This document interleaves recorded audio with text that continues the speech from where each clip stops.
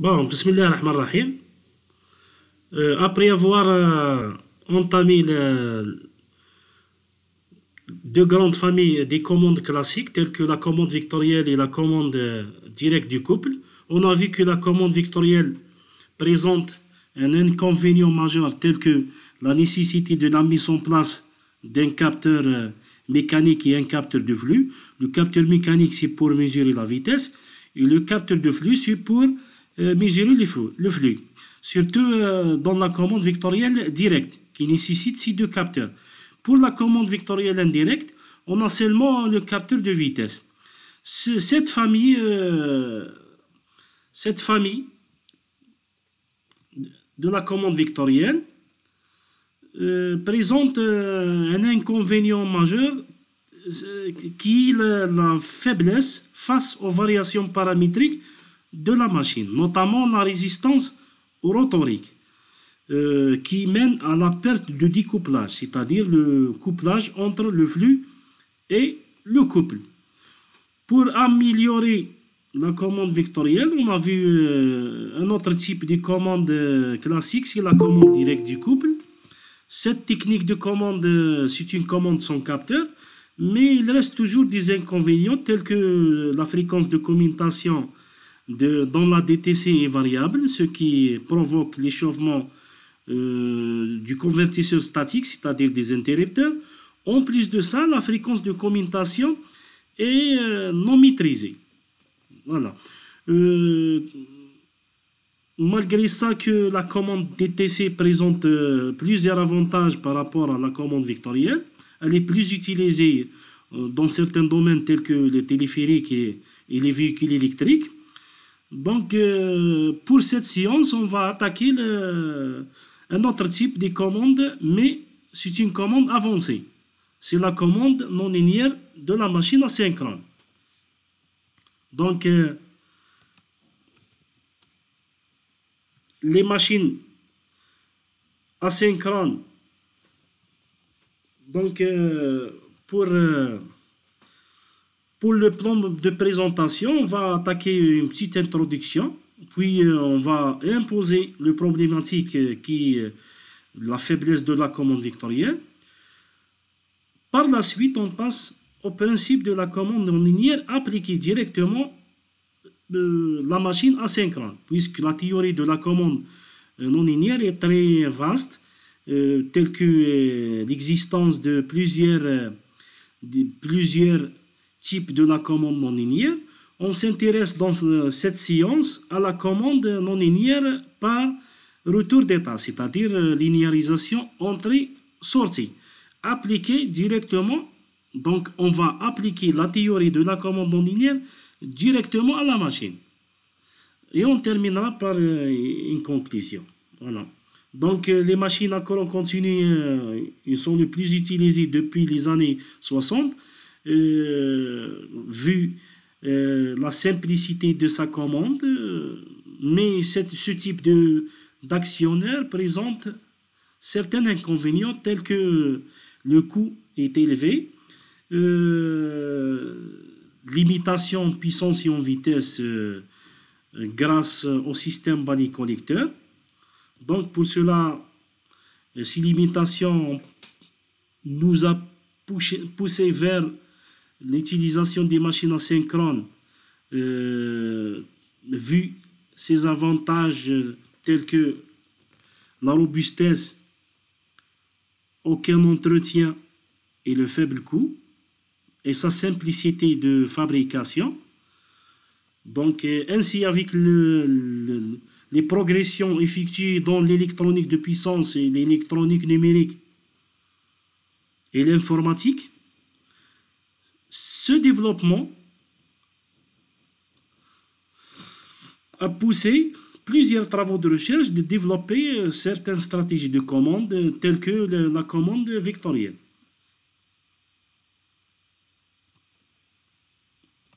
Donc, cette technique est beaucoup plus utilisée dans le domaine industriel, mais elle présente deux inconvénients majeurs. Ces deux inconvénients ont été déjà signalés dans le cours de la commande vectorielle, tels que la sensibilité de cette technique face aux variations paramétriques de la machine, notamment la résistance rotorique, qui mène à la perte de découplage. Donc, la commande devient non linéaire, la composante en quadrature de flux devient non nulle. En plus, cette technique de commande nécessite la mise en place d'un capteur de vitesse et un capteur de flux. Ces capteurs, surtout capteur de flux, c'est un capteur physique qui diminue la robustesse de la machine. En plus de ça, ces capteurs, c'est des capteurs fragiles qui provoquent des erreurs de mesure. En plus de ça, ces capteurs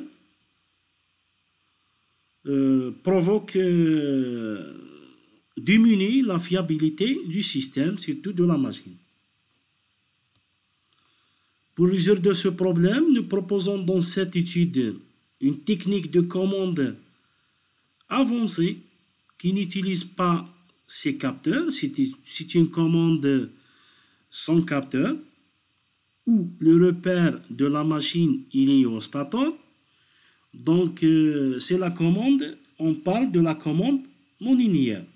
Cette technique de commande permet d'obtenir un découplage exact entre le flux et le couple.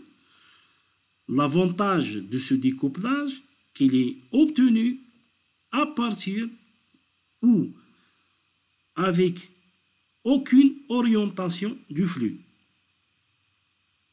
Contrairement à la commande vectorielle qui utilise l'hypothèse que le flux rotorique en quadrature est nul, c'est-à-dire le flux, l'axe D du repère de Park et coïncide avec le flux rotorique. C'est une hypothèse qui mène ou qui permet d'obtenir une commande vectorielle linéaire. Cette linéarité après orientation du flux rotorique est perdue lors de la variation de la résistance du rotor. Donc, l'orientation du flux rotorique proposée par Blaschke est limitée pour certains fonctionnements. Par la suite, on va tester cette technique de commande non linéaire par des résultats de simulation sur MATLAB. Voilà. Donc, notre problématique est basée sur l'amélioration des problèmes de la commande vectorielle. On a vu que la commande vectorielle, elle est basée sur le placement de l'axe D avec le flux rotorique, c'est-à-dire on suppose que le repère de Park D et Q, ces deux axes en rouge, on a un axe D et un axe Q, on suppose que l'axe D il coïncide avec le flux rotorique, c'est-à-dire que la composante phi D est complètement égale à la composante du flux rotorique. La composante phi Q est nulle, ce qui nous permet de simplifier le couple de la machine asynchrone, où la version initiale du couple électromagnétique, qui est le produit croisé entre le flux rotorique et les courants statoriques directs, se simplifie à une expression linéaire. Si on maintient le courant ISD constant, donc on peut avoir un couple électromagnétique qui est linéaire avec un coefficient K prime fois le courant ISQ, c'est-à-dire que le courant ISD il contrôle le flux et le courant ISQ il contrôle le couple, et on obtient une machine asynchrone similaire à une machine à courant continu. Donc le problème de la commande vectorielle, c'est que en présence d'une variation de la résistance rotorique, cette technique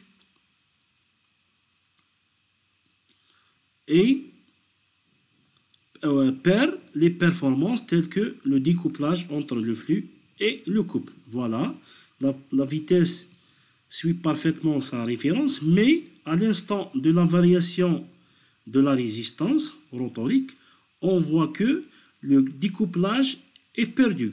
Voilà, la composante φRQ est différente de 0, donc la perte de découplage. Et la commande vectorielle n'est plus valable dans ces conditions. Donc elle perd les poursuites de trajectoire. Et le couple sera différent à cette expression. Donc on revient à la version initiale du produit croisé. Le courant statorique présente certaines augmentations dans les phases de la perte de découplage, ce qui provoque la saturation de la machine. Donc, voilà le problème de la commande vectorielle. Pour cela, en se basant sur ce problème pour attaquer en plus la commande non linéaire. Donc, la solution au problème de la commande vectorielle, c'est pour cette séance, on propose la commande non linéaire. C'est une commande sans capteur, c'est-à-dire on donne une solution au problème du capteur. En plus de ça, on maintient le couple et le flux à ces références avec un découplage. Avec un découplage sans aucune orientation du flux rotorique. Donc la commande non linéaire, c'est une commande de l'automatique. Elle a été introduite vers les années 80, puis développée par Files et Kipka en 1983. Elle a été présentée dans sa forme actuelle en temps continu par Isidori en 1989. La première application de la commande non linéaire à la machine asynchrone, elle a été proposée par Moreno. Donc, la commande non linéaire a connu un essor significatif dans différents domaines industriels. Elle est basée sur des concepts théoriques de la géométrie différentielle, c'est le principe de base de la commande non linéaire. En particulier, la méthode de linéarisation entrée-sortie qui permet de transformer un système multi-entrée non linéaire à une chaîne de systèmes linéaires en utilisant un retour d'état linéarisation. C'est-à-dire, la commande non linéaire permet d'avoir une chaîne de systèmes linéaires. C'est-à-dire, le modèle de la machine asynchrone est un modèle non linéaire, fortement couplé. On le linéarise par cette technique de commande. Il devient un système linéaire composé de plusieurs sous-systèmes qui sont linéaires. Donc, les avantages de la commande non linéaire de la machine asynchrone. Le premier avantage, c'est le découplage exact entre le flux et le couple. On va voir cet avantage dans le résultat de simulation. C'est un découplage exact. En plus de ça, elle est robuste face aux variations paramétriques de la machine. Donc, si on fait des variations des paramètres, la commande maintient ce découplage. Troisième avantage, c'est la grande stabilité avec une bonne poursuite de trajectoire. Et finalement, et c'est le plus important, on n'utilise pas un capteur, c'est-à-dire elle évite le repère tournant dont la position est mal connue. Donc le repère est fixe, c'est-à-dire elle repère l'iostator. C'est pour cela, c'est une commande qui exploite ou utilise des observateurs ou des estimateurs, c'est une commande sans capteur. La structure générale de la commande non linéaire de la machine asynchrone est donnée par cette figure. Donc les résultats de simulation présentés par la suite, ce sont de cette chaîne qui comporte une boucle de flux, boucle de la vitesse, deux régulateurs, un régulateur de flux et un régulateur de vitesse. Par la suite, c'est le bloc de la commande non linéaire qui utilise des placements de pôles. On va voir ça par la suite. Et les dérivés de lui pour but de déterminer les deux tensions de référence. La détermination de ces deux tensions de référence permet de générer les états de commutation de l'onduleur. Donc, voilà ici la commande non linéaire exploite beaucoup plus ou utilise des observateurs. On a utilisé pour notre cas le filtre de Kalman, c'est-à-dire on mesure les trois courants et les trois tensions. On mesure, on estime le flux et la vitesse par cet observateur. C'est le filtre de Kalman. C'est un filtre, c'est un observateur stochastique qui prend en compte le bruit de mesure et le bruit du système. On va voir ça par la suite avec une séance sur les observateurs. Donc, généralement, c'est la chaîne de la commande non linéaire qu'on va exposer en détail dans ce qui suit. Voilà, c'est la loi de commande optimale. Donc, on va développer par la suite les étapes à suivre afin de déterminer la commande optimale générée par le bloc de la commande non linéaire. Application de la commande non linéaire à la machine asynchrone. Pour contrôler le flux et la vitesse de la machine dans un repère alpha bêta, c'est un repère l'iostator donné par le système d'équations suivant. Faites très attention. C'est une commande non linéaire, mais le modèle est linéaire. C'est-à-dire, le modèle de la machine asynchrone est non linéaire si on utilise ou on applique la commande non linéaire à la machine asynchrone. Ça ne veut pas dire que le modèle il reste non linéaire.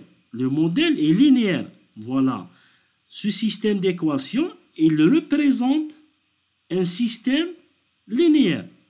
Si le système est non linéaire, il y a d'autres termes qui se rajoutent dans cette fonction.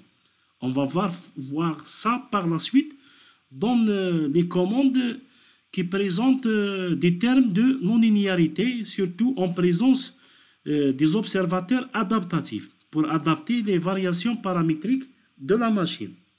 Donc, le système, le modèle de la machine est linéarisé. On va le linéariser. Hein, voilà.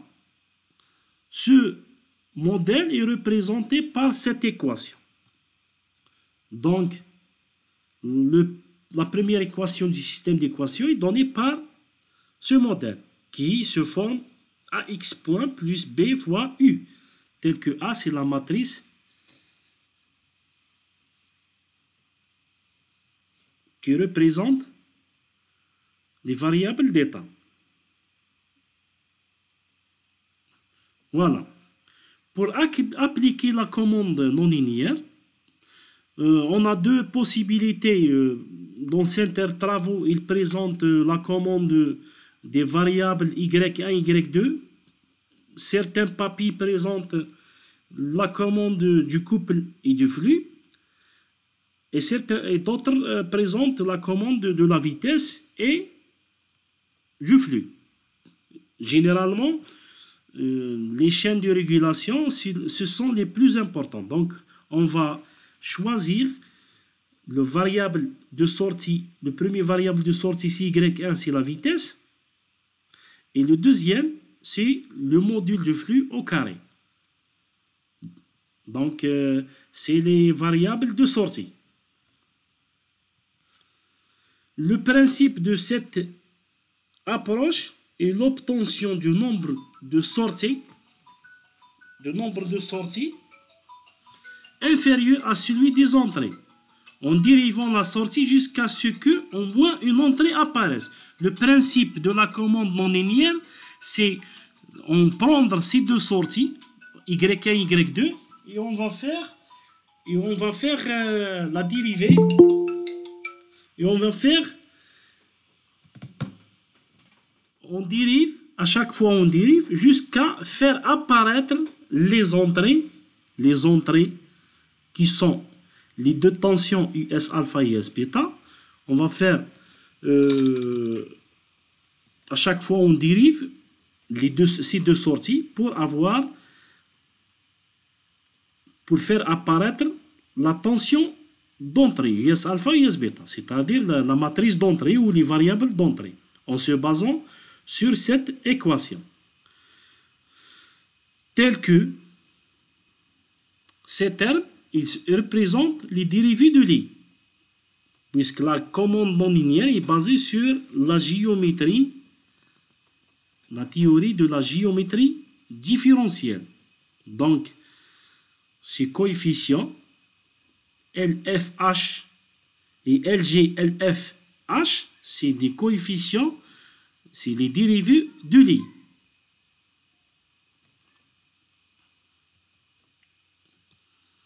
Revenons à notre système. Donc, on va par la suite prendre y1 et y2 et on va faire à chaque fois, on dérive y1 jusqu'à faire apparaître la tension IS alpha ou IS bêta.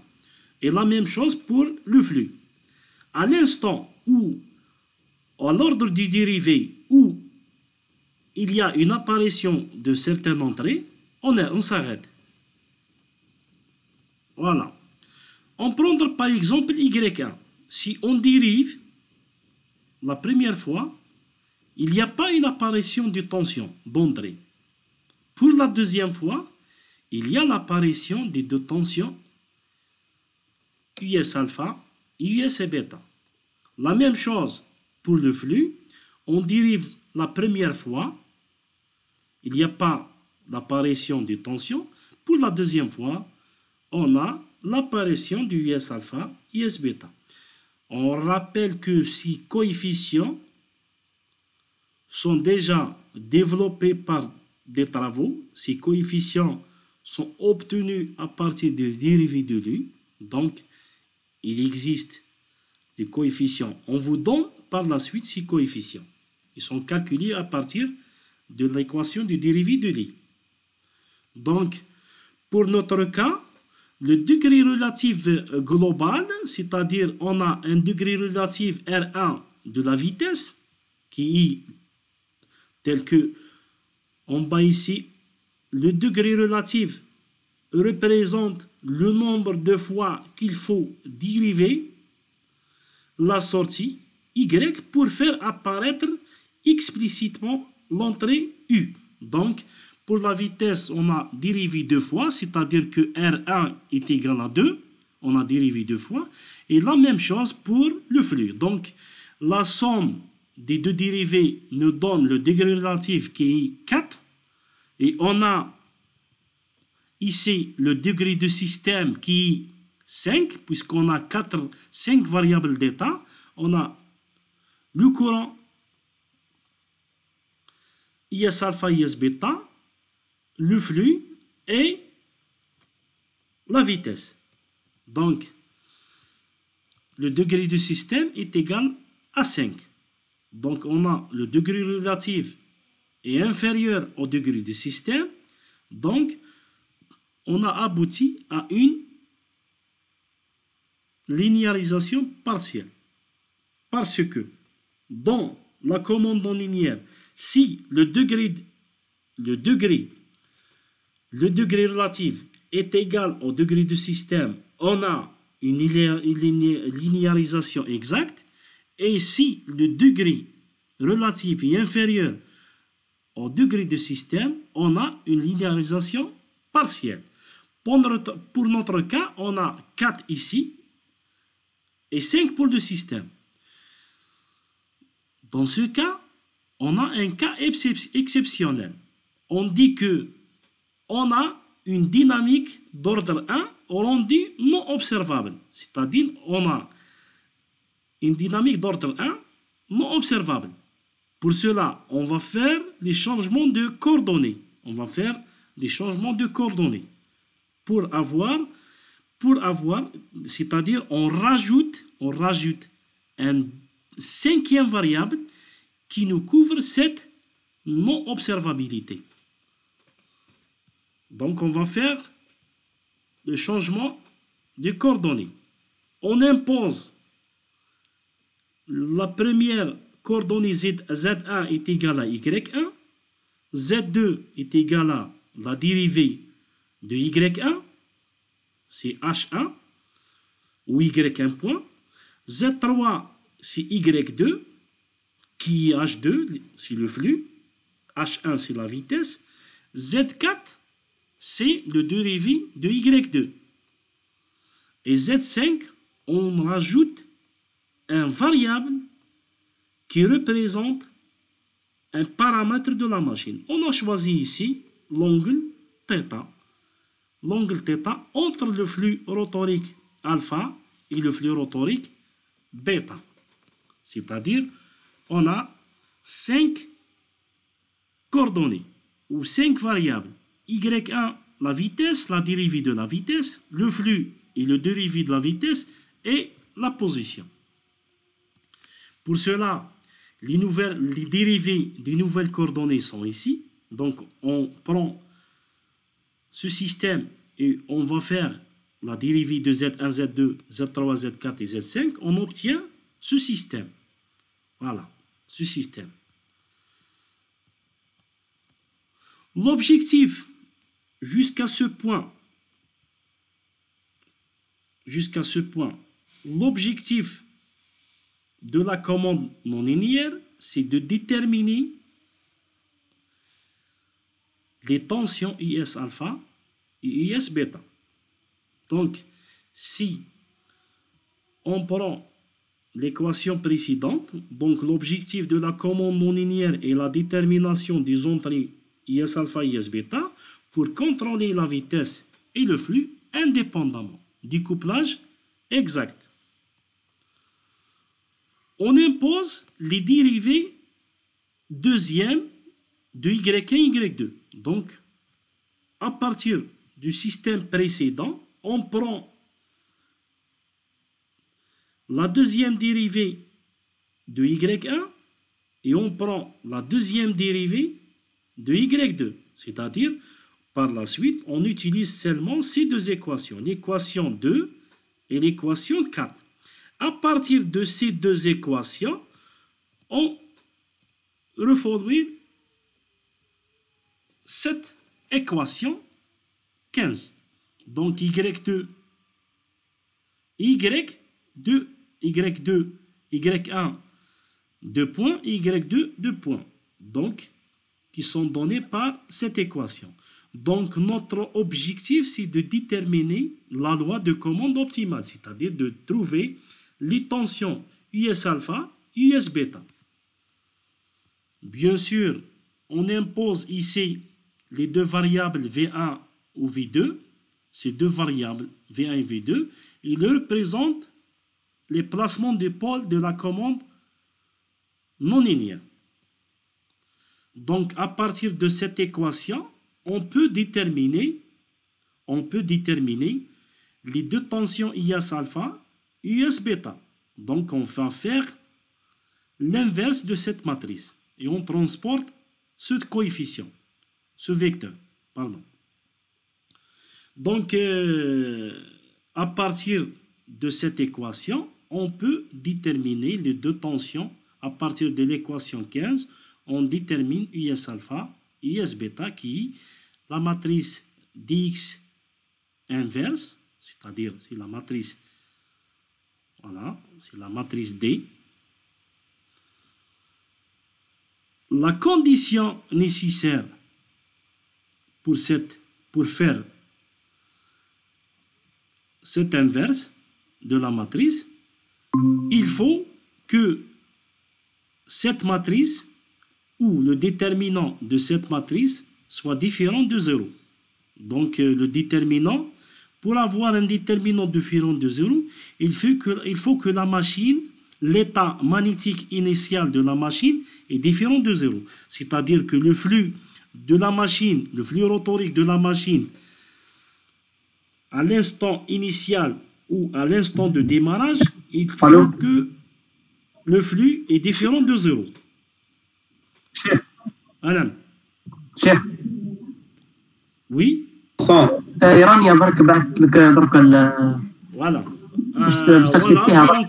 On continue. راني بعثت للشيخ. On continue. Voilà. Qui. Voilà.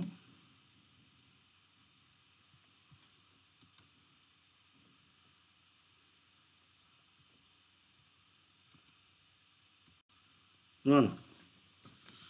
Donc, il faut faire attention. Hein. Pour la commande non linéaire, il faut, dans la simulation de la machine, il faut imposer un flux initial rotorique direct alpha et bêta différent de 0 pour avoir un déterminant de différent de 0 qui vous permette de faire l'inverse de cette matrice.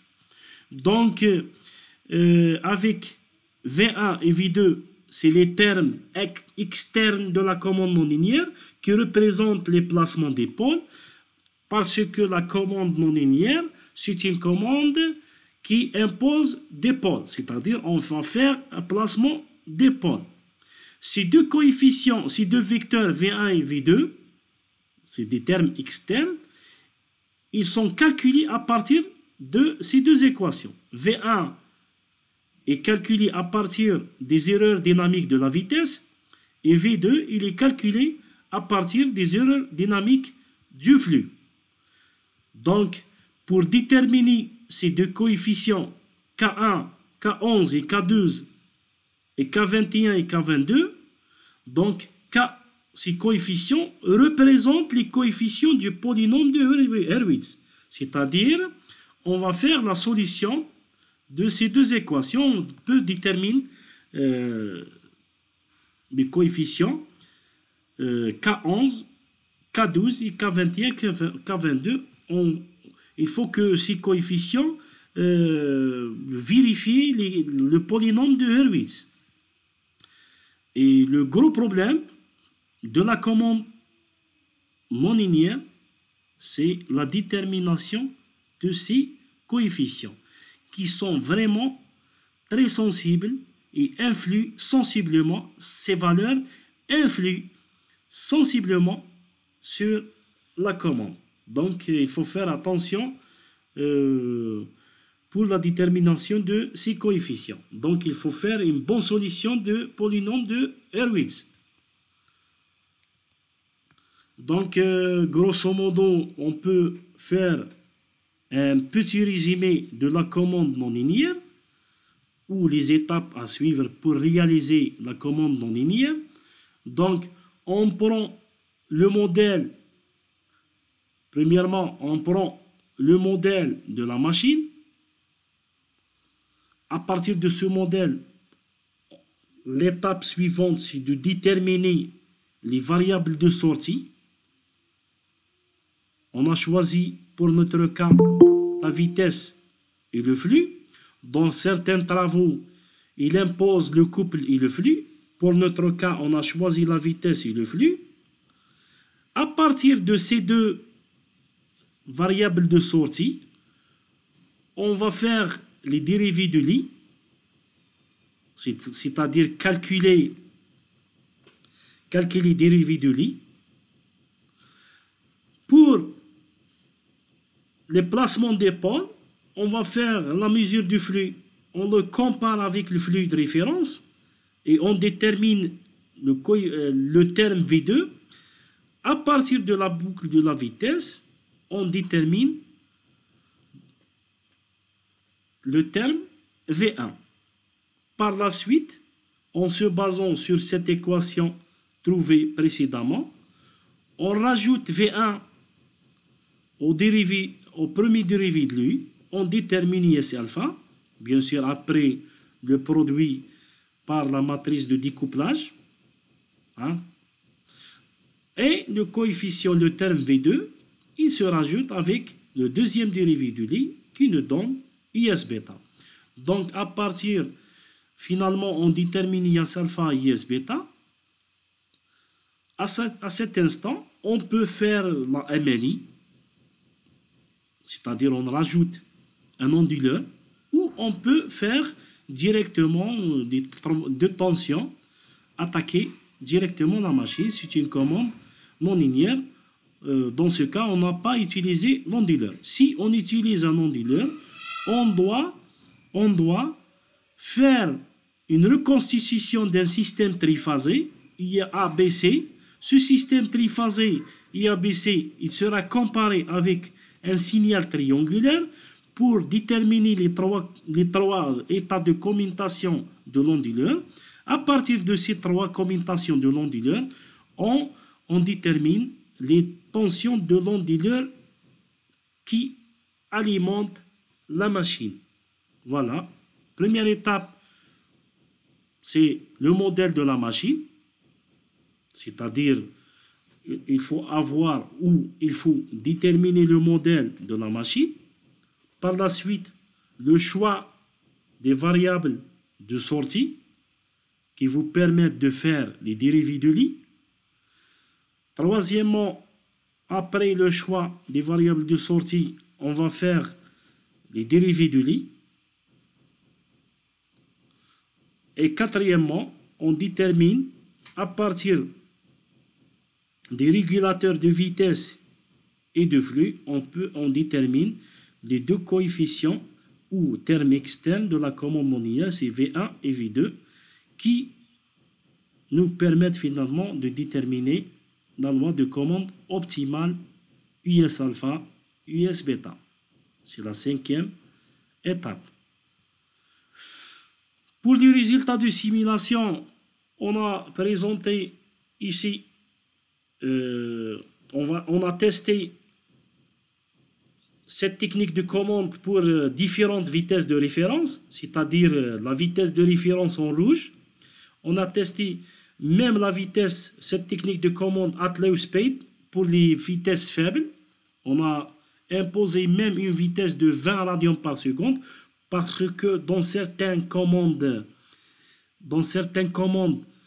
pour les régimes de faible vitesse, il perd ses performances telles que la commande DTC et même la commande MRAS, la commande adaptative, elle perd ses performances pour les régimes de fonctionnement à faible vitesse.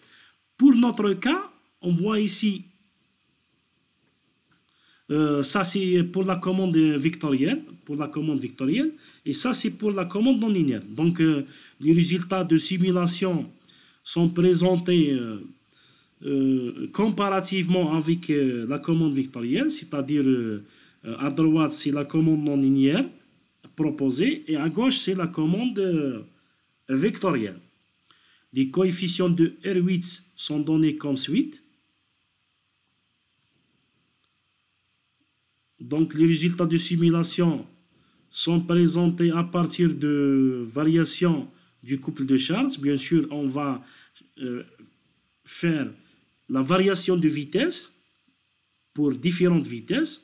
En plus de ça, on va faire la variation du couple. C'est le deuxième test de robustesse.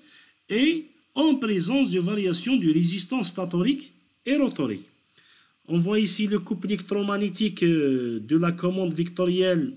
Il suit sa référence, mais avec une bande élargie, autour de 10 jusqu'à 12 et 8. Pour la commande non linéaire, le couple est bien contrôlé et bien maîtrisé, avec une bande étroite que celle de la commande vectorielle. Le gros problème qui se pose pour les tests de robustesse de ces techniques de commande, c'est la perte de découplage. On voit bien ici que à l'instant de variation de la résistance, on a fait ici la variation de la résistance statorique et rotorique, on voit bien la perte de découplage, c'est-à-dire que le flux, il ne coïncide pas avec le flux de référence. Voilà, le flux de référence c'est 1, le flux de la machine est 1,2, ici 0,8. Donc on a ici la perte de découplage dans la commande vectorielle en présence de variation de la résistance rotorique. On signale ici que la faiblesse, c'est notamment à la résistance rotorique. Si cette technique de commande, par exemple, est la DTC présente une faible variation, une faiblesse face aux variations paramétriques de la résistance statorique. La DTC présente une faiblesse face à la résistance statorique. La commande vectorielle présente une faiblesse face à la résistance rotorique. Voilà ici à droite, le découplage est exact. Le flux rotorique, il coïncide réellement avec le flux de référence. Même en présence de variation de la résistance rotorique, le couple est exactement, il suit parfaitement sa référence avec une erreur nulle. C'est-à-dire, le découplage est exact. Et ce découplage est obtenu sans aucune orientation, sans aucune hypothèse. Dans la commande vectorielle, pourquoi il y a le découplage? Puisqu'il y a une hypothèse que le flux rotorique, il coïncide avec l'axe D. Cette hypothèse est perdue aux instants où la résistance rotorique varie. Ici, il n'y a aucune hypothèse, c'est-à-dire le développement de la commande est développé sans aucune hypothèse, c'est-à-dire pas de découplage, pas d'orientation du flux rotorique. Donc, le découplage est totalement maintenu. Pour le courant statorique, pour les deux valeurs, il reste dans les limites acceptables de la machine, le courant nominal. On voit ici, s'il y a un zoom, dans certains travaux on a fait le zoom, le courant de la machine pour la commande non linéaire, il est proche de la sinusoïde que celui de la commande vectorielle. Voilà. Ces deux figures, elles représentent les variations de résistance statorique et rotorique. C'est-à-dire, on a fait une variation de la résistance rotorique, statorique, pardon, et celle-ci est la variation de la résistance statorique. Donc, à partir de ces résultats, on remarque que la dynamique du régime de perturbation, car la vitesse suit parfaitement sa référence. On a vu que la vitesse suit parfaitement. Le couple présente moins de pics que celui de la commande vectorielle. Le flux rotorique est maintenu constant, même en présence de variation de la résistance rotorique et statorique. Donc, on constate que le flux et le couple sont maintenus stables pour différents régimes de fonctionnement, ce qui prouve que le découplage est parfait et assuré par cette technique. Donc, en conclusion, donc la première partie, on a présenté une problématique que celui de la machine asynchrone commandée par la théorie Fock. Donc, pour cela, on a passé par la suite à la commande en linéaire pour résoudre le problème de la faiblesse de la commande vectorielle face aux variations paramétriques. C'est la deuxième partie. Et finalement, après les résultats de simulation, on a constaté que le découplage est parfait par cette technique de commande avancée qui donne des performances meilleures que les commandes classiques. Pour la prochaine séance, on va vous présenter un autre type de commande avancée. Il reste toujours commande sans capteur, c'est la commande prédictive généralisée. Voilà. Et voilà certaines références qui vous aident pour la recherche bibliographique. Donc, pour voir plus de détails. Voilà. Donc, il y a certains travaux. Voilà. Ça c'est un très bon article de Marino qui a appliqué la commande par linéarisation entrée et sortie à la machine à asynchrone. Voilà. Et merci pour votre attention. Et s'il y a des questions, je suis à votre